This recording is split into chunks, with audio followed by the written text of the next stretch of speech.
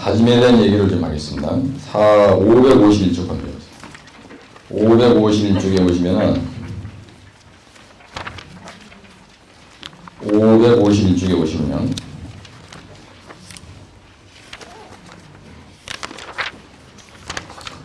다짐도 판정 방법이라는 문제가 나오는데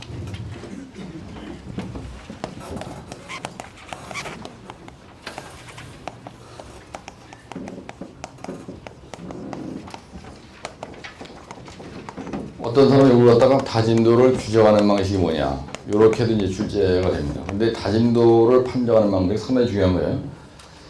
그래서 여러분들이 보실 때 우선 다짐도라는 말, 이거에 대해서 이해를 가지고 다짐을 했는데 이거 도라는 말이 없던 거예요. 근데 이거 말고요, 여러분 상대 다짐도라는 게 있어요. 상대 다짐도라는 게 있고, 그 다음에 상대 밀도라는 말도 있어요. 상대 밀도, 요 도가 문제입니다. 도. 내가 지금 얘기하는 도. 그럼 이건 무슨 말이냐면요, 다짐을 하긴 했는데 어느 정도로 하느냐 이런 얘기예요. 여기서 도라는 말은 어느 정도로 했느냐, 어느 정도가 되라. 그죠? 정도가 넘어가면 좋아진다 이런 말도 있잖아요. 상대 다짐도, 그죠? 그래서 그리고 이렇게 깔고요, 30점 깔고 다졌습니다. 그러면 다짐의 두께가 여기에 20점이 되게 다지는 거거든요. 그래서 우리가 층다짐이라는데, 층다짐. 그리고 다질 때는 항상 30점을 포서해요. 그리고 다지고 나서, 딱 다지고 나면요, 이게 20점으로 바뀝니다. 30점을 깔았어. 다지고 제대로 다졌다. 그러면 20점이 딱 되는 거예요. 근데 만약에 여기에서 1cm로 더 해서 31점을 만약에 깔았다. 31점을 딱 깔고 다지죠? 그러면 1cm 더 깐 거 이 밑에 부분은 전혀 안 다져요. 내가 사우디에서 수십 번 해본 겁니다. 그래서 다질 때 제일 중요한 건 뭐냐면, 우리가 이걸 얇게 깔았다 해서 박층 다짐이라는 말을 써요. 똘마이들이. 박층 다짐이라는 말을 쓰는데, 하여튼 30점 포설해라. 그럼 30점 포설해야지. 이걸 50점 한 방에 포설했다. 만약에 50점. 위에 30점만 빼고 나머지 20점은 안 다져져요. 그럼 나중에 비가 오고 나면 싹 다 무너지는 겁니다. 그래서 여러분들 다른 건 모르겠는데요, 소공에서 성토를 할 때 다짐을 한다. 흑사키를 할 때 다짐을 하는 거예요. 이럴 때 3점 깔으러 하는데 3점 깔고 40점 지 멋대로 깔면은 이 현장 나중에 끝나기 전에 비가 한번 오면 싹 다 날아가요. 그래서 절대로 성토할 때는요, 정확히 3점 포선했는지 아닌지는 감리단장은 확인을 하고요, 선장 소장 자신이 확인할 필요가 있습니다. 그래서 3점에서 1cm도 더 깔은 그 1cm 부분은 절대로 다지지 않는다. 그 얘기는 무너진다는 얘기입니다.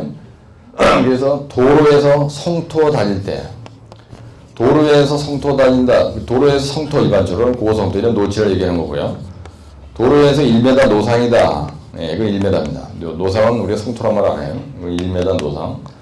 노체를 다닐 때 우리가 성토를 한단 말로 쓰는데, 노체 다닐 때부터 절대로 깔을 때 3점 이상 깔면 안 된다는 얘기예요.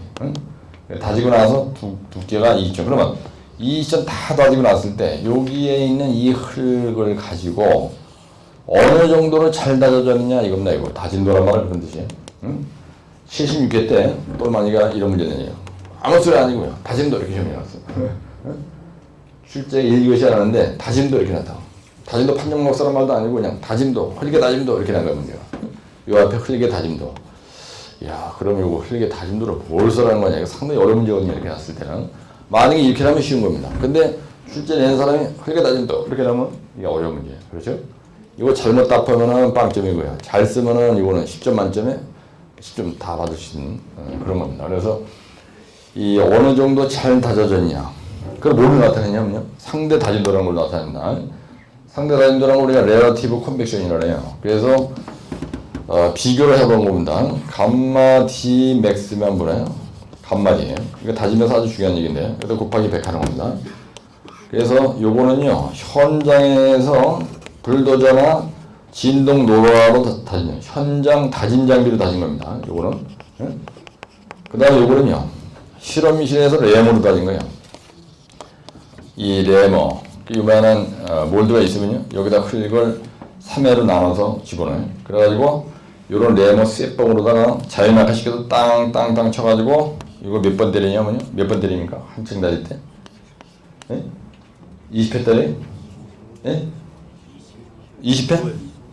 25회 다집니까? 25회 다지고, 그 다음에 또 깔고 25회 다지고, 또 깔고, 그래서 그 흙의 무게를 다는 거예요. 이게 바로 요거예요. 예? 그 흙의 무게가 요거고요. 그 다음에 요거는 현장에서 다진 겁니다. 그래서 실험실에서 다진 흙의 무게, 요걸 갖다 우리가 뭐냐면 최대 건조 밀도라 해요. 최대 건조 밀도라 그러고요. 요걸 갖다 최대 건조 단위 중량이에요. 밀도란 말은 단위 중량입니다. 그래서 흙 1립의 무게가 얼마냐 이런 얘기인데, 그럼 현장에서 아까 3점 깔고 다졌습니다. 그래서 다짐의 두께가 2전이 되게 다졌는데, 그러면은 현장에서 다진 요 2전으로 다진 거가 제대로 잘 다져졌는지 안 다져졌는지, 그거는 이 흙의 무게를 달아봐야 되는 거예요. 그렇죠? 근데 기준이 없는 거예요, 기준이. 그래서 실험실에서 야무지게 만들어가지고 아주 함수비를 적당히 해가지고요. 여기 오염이죠. 최적 함수비에서 나오는 요 건조밀도를 최대 건조밀도라고 하는 거거든요. 요게, 요 최대 건조밀도, 요게 바로 요거란 말이에요. 이걸 기준을 딱 적어놓는 거예요. 그래서 실험실에서 레몬으로 다진 흙의 건조 단위 중량은 다짐도를 판정할 때 우리가 기준이 되는 거예요. 그래가지고 만약에 이게 100이다 이거야. 이게 만약에 100g이야. 근데 요걸 달아보니까요, 이게 80이야. 그러면 이건 80% 다졌다 이렇게 얘기하는 거예요. 개파란 다졌어. 그러니까 60밖에 안 나와. 그러면 60%밖에 안 다졌다. 요걸 갖다가 도라는 말을 붙인 거예요. 요걸 갖다가 상대 다짐도라, relative compaction이라고 합니다. 그래서 현장에서 흙을 다졌는데 이게 잘 다져졌는지 안 다져졌는지에 대한 기준이 없으니까 그 기준을 잡기 위해서 이렇게 한 거예요. 이걸 실험실에서 램으로 다져본 겁니다. 이게 기준이 된 거예요. 그래서 이 흙의 실험실에서 램으로 다진 흙이 몇 프로냐? 그래서 고속도로는 95%가 나와야 돼요. 그렇죠? 구조물 뒤치험도 95%가 나와야 되고요. 하천 제방 다짐도 95%가 나와야 되고요. 댐에서 어떤 경우는 90%, 어떤 경우는 95% 이렇게 다 바뀝니다. 그래서 이 숫자가 많을수록 아주 야무지게 다져진 겁니다. 예, 그래서 일단 여러분들이 그러면 여기서 다짐도, 흙의 다짐도 이렇게 놨을 때, 다짐을 다 하고 나왔을 때 다짐이 제대로 다져졌냐 안 다져졌냐 하는 걸 나타내는 게 상대 다짐도라는 거예요. 우리가 건조 밀도로 규정하는 방식이다 이렇게 얘기합니다. 예, 건조 밀도로 비교해서 규정하는 방식이죠. 그래서 건조 밀도의 비율로다가 다짐도를 판정하는 방법. 그래서 이런 방법을 건조 밀도로 판정하는 방법이다 이렇게 얘기해요. 예? 예. 다짐도 판정 방법 중에서 하나가 바로 건조 밀도로 판정하는 법. 그 얘기가 바로 이 얘기다 이게요.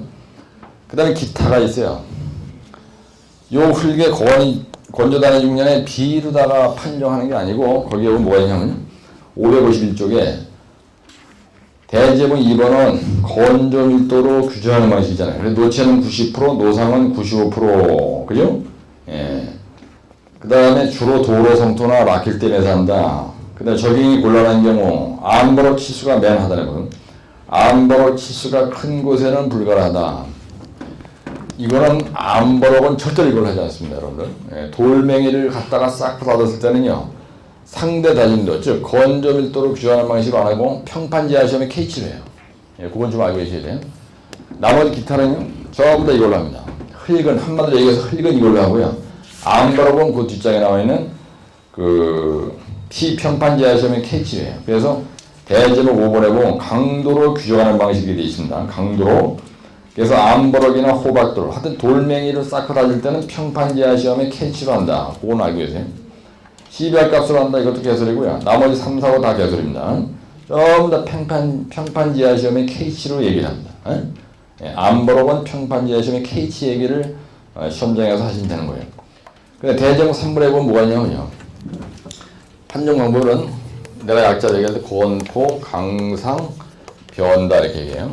예, 그게 무슨 말이냐면 건조 밀도로 규정하는 방식이 있고요. 포화도로 규정하는 방식이 있고, 강도로 규정하는 방식이 있고, 상대 밀도로 규정하는 방식이 있고, 변형, 뭘로 되어 있어요? 변형량?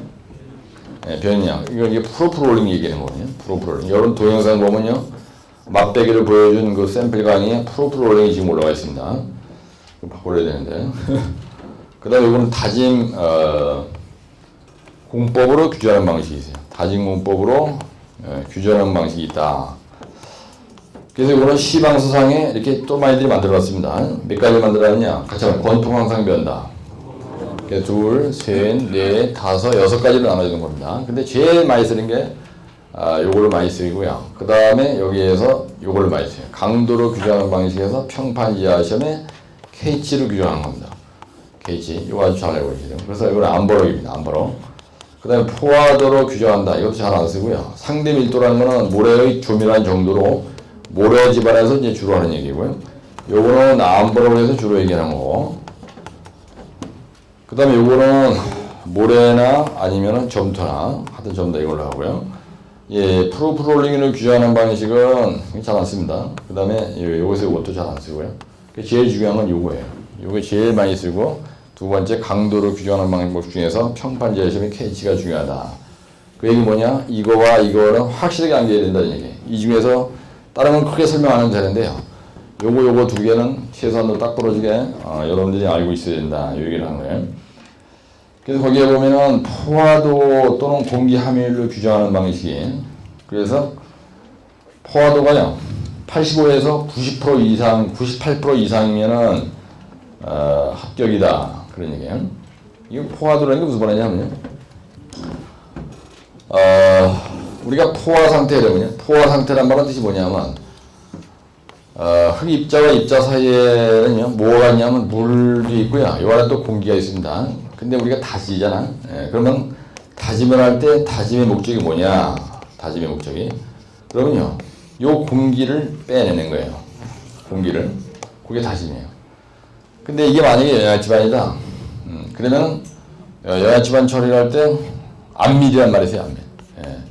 안밀이라는 게 뭐냐? 그 얘기죠. 안밀을 일으킨다 이 얘기는 안밀을 촉진한다. 영양집안 개량할 때 촉진한다 이 얘기는 토립자와 토립자 사이에 있는 물을 빼내는 겁니다. 그래서 안밀출증법에 연집배송법이라는 게 있어요. 응? 그래서 다진다는 거는 흙을 이렇게 쌓고요. 탁탁탁 치는 거고 대가리 위에서. 안밀을 일으킨다 이 얘기는 탁탁탁 치는 게 아니고 이 안에다가 뭐를 쑤셔넣어요. 모래를 쑤셔넣어. 그래가지고 이 점토에 있는 물이 빠져서 이렇게 밖으로 나오게 하는 겁니다. 우리가 안밀을 일으킨다네요. 과행강수의 소산을 일으킨다. 이렇게 얘기하는 겁니다. 다짐 얘기하다가 왜 이 미친놈이 느닷없이 포화도로 규정하느냐? 다짐이 잘 됐냐 안 됐냐를 왜 포화도로 규정하는 방식이 있다고 얘기를 하느냐? 이게 무슨 뜻이냐? 그 얘기를 하려는 거예요. 그럼 만약에 예를 들어서 다짐을 끝내주겠어 하죠. 그러면 공기가 100%다 빠져나왔다 이거예요. 그죠? 어떤 경우에도 공기가 100%는 안 빠져나가죠. 그리고 포화도가 거기에 보면 85% 이상이면 좋다는 말이죠. 그게. 그거만 이해하시면 돼. 그러면 만약에 다짐도가 95%다 이거야. 다짐도가 95%다 이 말은 공기가 95%가 빠져나갔다 이렇게 생각하세요. 네? 이해가시죠? 네, 그러면 공기가 95% 빠져나가면은 공기가 빠져나간 자리를 사실은 이론적으로 물이 채워져 있는 거죠. 네, 그래서 포화도 95%다 이 얘기는 공기가 95% 빠져나갔다. 그럼 다짐을 끝내게 됐다 이런 얘기야. 네? 근데 원래 포화 상태라는 말하고는 좀 이게 개념이 틀린 말인데요. 다짐이라는 말은 공기를 빼내는 거고요. 그 다음에 안밀을 촉진한다는 얘기는 영양집안에서는 과잉강수로 소산된 거를 안밀이 일어나 끝났다 이렇게 얘기를 하는데 포화도가 85%다 이 말은 공기가 많이 빠져나가야 요 안에 간극 속에 있는 공기가 없어져야 이 물의 그 포화도가 심할 거 아니냐. 무슨지 아시죠? 예, 그래서 그런 개념을 가지고 생각하시면 되는 거예요. 그래서 골치 아프게 보시지 말고 거기에 보면 SR이라는 말이 있는데 이 S가 왜 S가 붙었냐면요. 우리가 포화라는 말을 saturated라는 말을 씁니다. 간극 속에 물로 차는 거를 우리가 saturated라고 해요. 그러니까 포화 상태는 saturated condition 이런 말을 써요. 예, 간극 속에 간극이 완전히 물로 꽉 찬 상태를 포화 상태라고 하는데 85%는 포화 상태는 아니죠. 그렇죠? 예. 그래서 S자가 붙은 이유는 거기에 있는 겁니다. 그래서 85% 내지 98% 이상이면 합격이다. 근데 아까 다짐도도 95% 이상이면 합격이다. 이런 말이 있었어요. 그 다음에 다짐공법으로 규정한다는 건 뭐냐면 만약에 시방서에 말이죠. 3점 깔고 다졌는데 그 다짐 장비를 불도저로다가 다짐했어. 3회만 다지면 된다. 그 다음에 다짐 두께라면 여러분들 책을 보다가 말이 나오는데요. 다짐 두께란 말이 나오면은 다짐 후의 두께를 얘기하는 거예요. 다짐 전의 두께를 얘기하는 거예요. 이거 중요합니다. 여러분들 시방서를 읽는데 다짐 두께다 이 얘기는요. 다 다지고 난 두께가 얼마냐 이렇게 얘기하는 거야. 예, 다짐 후의 두께를 얘기하는 겁니다. 근데 포솔 두께를 다짐 두께란 말을 하지 않습니다. 예, 포솔은 몇 전이라고 했어요? 예, 포솔은 깔은 두께를 얘기해요. 그럼 포솔 두께고 다짐 두께란 말은 다짐이 끝난 후의 두께를 얘기하는 거예요. 그래서 시방서의 노상은 다짐 두께가 20전이다. 그 얘기는 다지고 났은 후에 20전이다 이런 말이야. 근데 하천지방은 다짐 두께가 3전으로 돼 있죠. 네? 예. 그 다음에 댐에서도요, 다짐 두께가 3전짜리가 있어요. 그러니까 여기서 얘기하는 다짐 두께란 말. 그 다음에 다짐폭. 다짐 속도라는 거는 뭐 4km/h 속도로 보통 다지죠. 3 내지, 다짐하는데 속도는 3 내지 4km/h의 속도로 보통 다닙니다. 여기에 로라가 하나 있어요. 이 로라가 다지는 속도가 100km의 속도로 다닌단 말이에요. 시속 100km로 다닌다. 조지는 거죠, 아주 그냥. 그래서 이 다짐 속도라는 게 대단히 중요해요, 현장에서. 다짐 속도를 천천히 이렇게 하는 거하고 100km로 가서 어느 게 더 잘 다질 것 같아요? 시방서에 보면요, 다짐 속도를 전부 다 3 내지 4km/h 속도로 되어 있어요. 네? 그래 천천히 지그시 누르면서 다져야 되는 거야. 그래서 시방서에 불도자라는 놈으로 다짐의 수 3회를 다지는데 다짐의 두께는 20전이 나오면 되고 다짐폭은 일반화 폭으로 하고 다짐 속도는 3 내지 4km/h로 하도록 돼 있다. 그럼 그렇게만 하면 합격이다는 얘기예요. 근데 그건 사실 그런 일은 없고요. 전부 다 현장에서 건조밀도로 규정하는 방식으로 합니다. 근데 이 문제는요, 1교시 용어에 나올 수도 있고요, 2, 3, 4교시도 이건 나올 수가 있는 거야. 근데 시험장에 가는데 하여튼 이 문제는 뭔지 모르지만 성토에 대한 문제다. 고성토 시공주의상 써라. 그냥 막 성토에 대해서 써라. 그래서 성토 쪽으로 난다든지 아니면 다짐에 대해서 다짐 관리 방법에 대해서 기술하시오. 이런 시험지가 났을 때 다짐 관리를 최종적으로 이걸 하죠. 그죠? 다짐도 판정을 하죠. 다짐 관리. 그래서 이 건포강성 변다라고 하는 거는 토공에서 문제게 중요합니다. 꼭 해놓으셔야 되는 문제입니다.